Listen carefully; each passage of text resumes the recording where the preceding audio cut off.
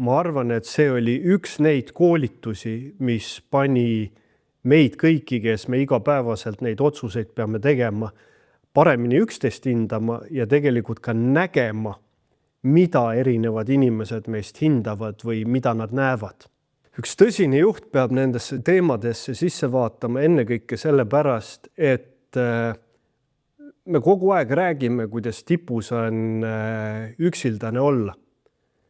Kui sa ei tea, kuidas selle üksildusega hakkama saada, kui sa ei tea, kellega rääkida või kuidas asjadest rääkida, siis see koolitus on kindlasti selline, mis annab sulle tegelikult selle õige teeotsa kätte. Ma arvan, et kõige vajalikum selline koolitus ongi tippjuhtkondadele. Miks?